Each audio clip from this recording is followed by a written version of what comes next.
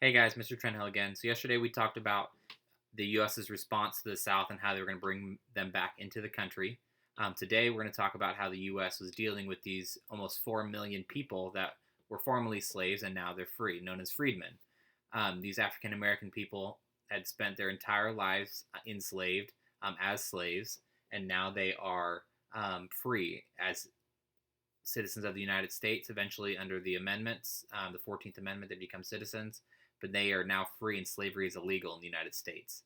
And so we're going to talk about how the U.S. dealt with these people and what they could have done better and kind of how it didn't go as far as they needed to make life much better for these people. So the first thing we're going to talk about is what is known as the Freedmen's Bureau. So we're going to watch this video about the Freedmen's Bureau.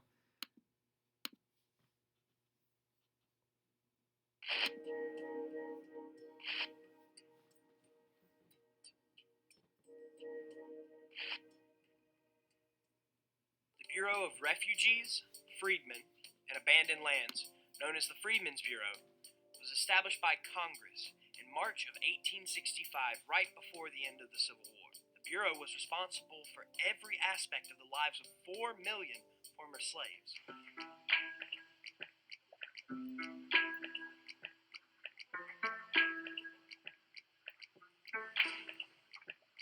Major General Oliver O. Howard, the commissioner of the Freedmen's Bureau, was sympathetic to freed people.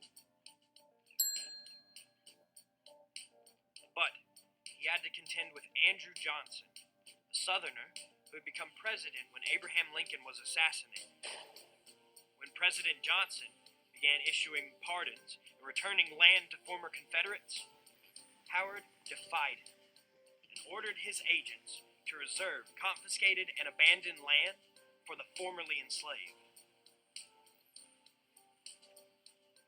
But President Johnson overrode Howard's directive.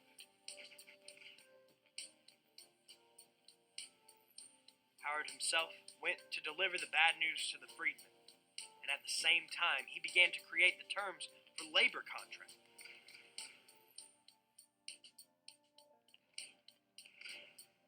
Howard delayed the signing of contracts 2 months in the hopes that the new Republican Congress would find a way for former slaves to become landowners. Congress refused, and the majority of the Southern land returned to the white elites. In the summer of 1872, Congress shut the Freedmen's Bureau down.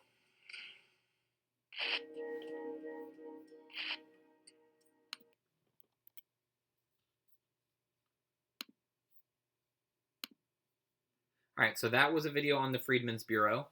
Their main goal was to distribute food in the form of army rations to newly freed slaves. So I'm going to show you a little bit what they look like today, army rations. So these are what army rations look like today. They're all preserved food. They're put in easy to package thing, and they're stuff that typically doesn't go bad. So they're not getting fresh fruit and vegetables, things like that, but they're getting things that were freeze dried or just dried or salted and dried like meat to eat. And so it wasn't the best food, but it was food. So one of their goals was, like I said, to provide food for the newly freed people. They were also providing medical assistance from army doctors and hospitals. So most of these people had never really seen a doctor or even visited a doctor before. And so this was something that was new for them. They also wanted to help develop sanitary conditions in their homes. So this gift right here is showing a very not sanitary thing. But most of these homes did not have toilets. They didn't have even outhouses. And so they were helping develop that as well. After that, they oversaw labor contracts with employers.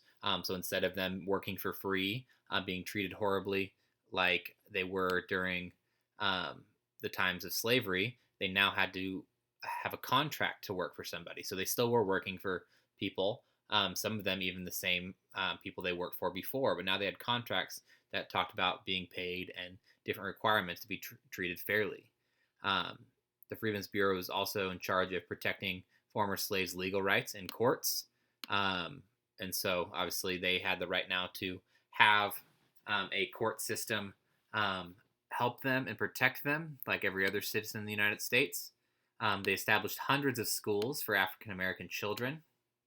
So they're now going to school as well. It's a pretty normal situation that they were under. is they had education as well. And lastly, they built a university, which is in Washington, D.C. today, known as Howard University. And this is a gif of their band today. Um, it is a historically black university.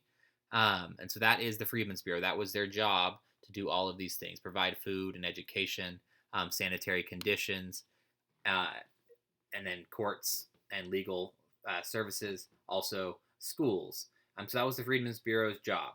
But what happened was, and you saw that in the video, Andrew Johnson, the president, sympathized with Southerners, and he wanted to get rid of a lot of these things because he knew it would anger the fellow Southerners that were being brought back in the United States. And so the Freedmen's Bureau didn't do as much as they could have done. They could have done a lot more helping these newly freed African American people. So now we're going to talk about black codes. The black codes were laws put in place in the South that got or made life really difficult for these former slaves. They went from having no rights whatsoever, could be treated any way they wanted because they were treated like property, to now being citizens and slavery being illegal. And so people in the South, obviously, people that were racist, didn't want this to happen. And so they came up with these laws that made it harder for life to go on in an easy way. So segregation, this is a sign that is later after the Civil War and after Reconstruction, but they would segregate things like restrooms, where they'd have restrooms for white people and people of color to go to another one. They do that with restaurants and water fountains and all kinds of different types of services. They would segregate them, make them separate. Schools as well. They also had something called poll taxes. This is where you have to pay in order to vote. In today's time, and for a pretty long time now, voting is free. You don't have to pay. You don't have to be a landowner. You just have to be over the age of 18 and be registered to vote. And so poll taxes were a way to keep people that didn't have very much money from voting and being able to get that political power from voting. They also had what were called literacy tests. So literacy means that you can read. And so if you can read, then you are literate. And many of these slaves had never been taught to read. And so they couldn't pass a literacy test because they'd never really been taught how to read in the first place. So that was part of the problem as well. Those were the three main black codes in the South. They wanted to segregate life. They wanted to make it harder for these newly freed people to vote by passing a poll tax, meaning you had to pay to vote, or they had to pass a literacy test in order to vote, which was hard for many slaves who never learned how to read or write and weren't taught that. The last thing that happened with black codes, it led to a rise of white supremacist groups, such as the Ku Klux Klan, or the KKK as they're often called.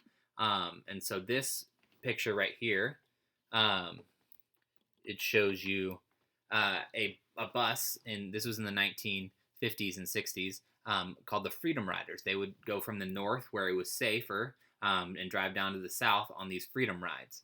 And this bus was actually attacked by the KKK, and they threw a firebomb at it. And so that's what's smoking in the background. And these people are coming out trying to get to safety.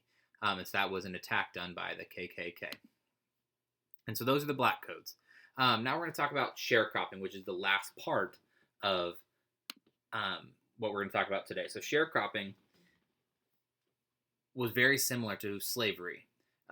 Slavery, obviously, they forced these people to work for them, gave them no money, and treated them very poorly. Sharecropping was slightly better, but not much better. So sharecropping, the wealthy, white landowners still owned a majority of the land. And so the people that wanted to work as farmers, they had to work for somebody. They couldn't own the land themselves, and so they had to go and work for them. So poor farmers were forced to work on somebody else's land. They'd oftentimes be given a partial section of land, and then they would live there and work there. And so they wouldn't own the land, but most of the money from the crops would go to the landowner. And so the reason why we have this Instagram verified check and this YouTube symbol is because it's very similar to how today, Google owns YouTube, and they have, their platform that they let people use and stream on. And so there's, all kinds of different streamers on YouTube, and they get money for it, but YouTube gets a lot more money.